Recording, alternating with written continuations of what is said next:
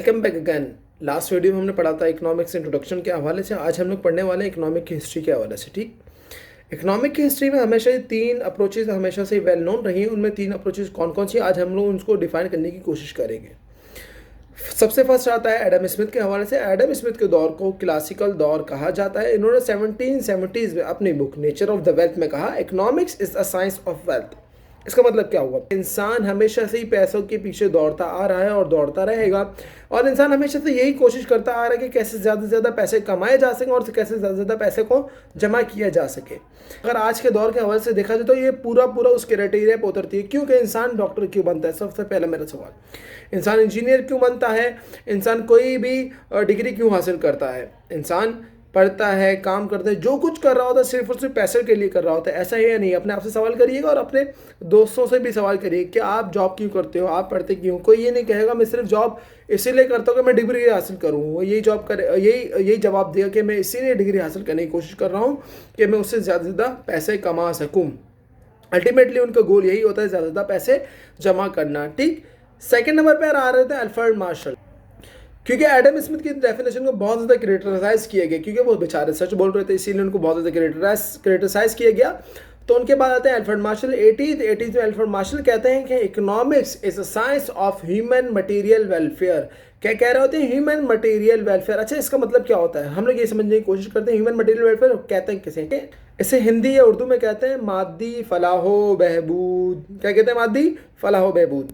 अच्छा, Alfred Marshall कहना क्या चाह रहे थे? अल्फ्रेड मार्शल बेचारे ये कहना चाह रहे थे कि इंसान, ये किसी भी शख्स का मकसद सिर्फ और सिर्फ पैसा हासिल करना नहीं होता। उसके गोल, उसके मकसद तो डिफरेंट होते हैं, बहुत ज़्यादा होते हैं, लेकिन उनको अल्टीमेटली उन गोल को पूरा करने के लिए, उस मकसद को पूरा करने के लिए पैसा कमाना ही पड़ता है। इसीलिए बात की जाए तो एडम स्मिथ की, बेचारे एडम स्मिथ भी तो यही कहकर गए थे, फिर भी उस बेचारे पर ज़्यादा ज़्यादा क्रिटिसाइज किए गए और नई नई डेफिनेशन लेकर आई गई। देन उसके बाद नंबर आता है हमारे पास मिस्टर रॉबिन्स का। अच्छा, मिस्टर रॉबिन्स इकोनॉमिक के हवाले से क्या कहते हैं हम लोग देखते हैं। मिस्टर रॉबिन्स ये कह रहे होते हैं कि इकोनॉमिक्स में हम लोग स्टडी करते हैं ह्यूमन बिहेवियर को इस तरीके से स्टडी करते हैं कि वो किस तरीके से लिमिटेड रिसोर्सेज से अपने अनलिमिटेड नीड्स और वांट्स को पूरा करने की कोशिश करते हैं। स्टॉप, यही रुक जाइए। मैंने तीन वर्ड यहाँ पे इस्तेमाल किए, limited resource, needs and wants.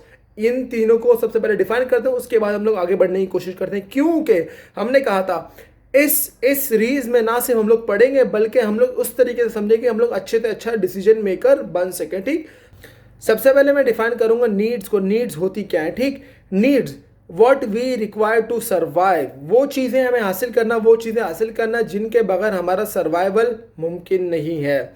जैसे कि फूड के बगैर हमारा सर्वाइवल मुमकिन नहीं होता। शेल्टर के बगैर हमारा सर्वाइवल मुमकिन नहीं होता। और क्लोथ्स के बगैर तो सर्वाइवल मुमकिन होता ही नहीं है। कुछ लोग कपड़े पहनते हैं, कुछ लोग छोटे कपड़े पहनते हैं, कुछ लोग बड़े कपड़े पहनते हैं, लेकिन कपड़े पहनना हर किसी के लिए ज़रूरी होता है। वांट्स कौन कौन सी चीज़ें इंसान के लिए वांट्स होती हैं? वो तमाम तर चीज़ें इंसान के लिए वांट्स होती हैं जो इंसान को एक्स्ट्रा प्लेजर, एक्स्ट्रा खुशी दे रही होती है। फॉर एग्जाम्पल, मुझे ज़िंदा रहने के लिए तो फूड की ज़रूरत है, लेकिन मुझे फूड में भी खाना है चीज़ पिज़्ज़ा।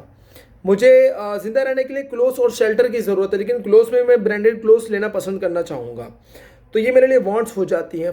अब इसको रियलिस्टिक एग्जाम्पल के तौर पर समझने की कोशिश करते हैं। अगर आपके पास सिर्फ 5,000 रुपये, आपके पास कितने रुपए? सिर्फ 5,000 रुपये। आपके यूनिवर्सिटी के दोस्तों के साथ पिकनिक पे भी जाना है, आपको रात को चाय के ढाबे पे बैठ कर चाय भी पीनी है, और आपको पेरेंट्स की मेडिसिन भी लेनी है, और आपको अपने क्रिकेट मैच के लिए क्रिकेट बैट भी परचेस करना है, और आपको अपने लिए यूनिवर्सिटी, स्कूल और कॉलेज के लिए एक बैग भी परचेस करना है। तो आप लोग क्या करोगे?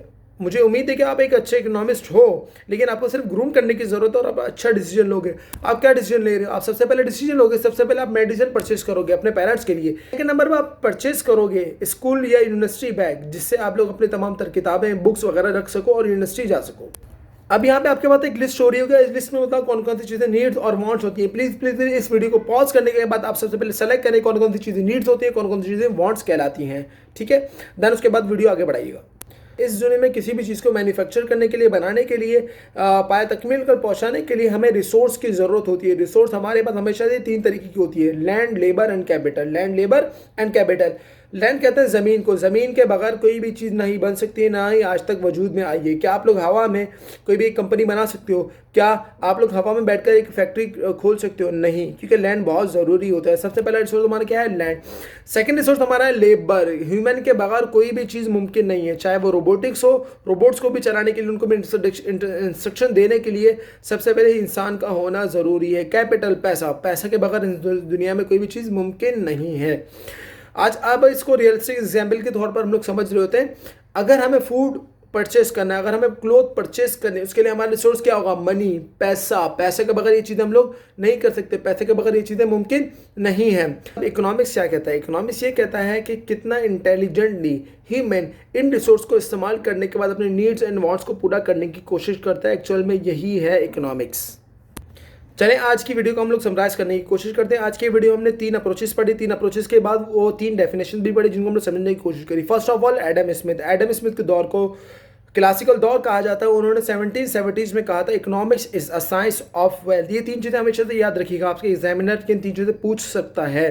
सेकंड नंबर पर आता है अल्फ्रेड मार्शल। अल्फ्रेड मार्शल का दौर 80s में आता है। उनके दौर को न्यू क्लासिकल दौर कहा जाता है। वो कहते हैं economics is a science of human material welfare. Material welfare में बहुत अच्छे से आप लोग को समझा चुका हूँ।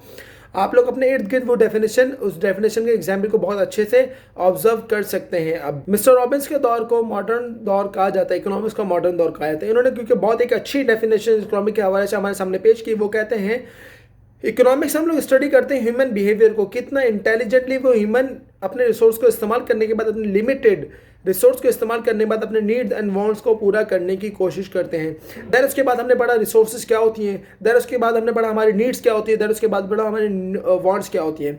Thank you so much. आज की वीडियो के लिए बस इतना ही।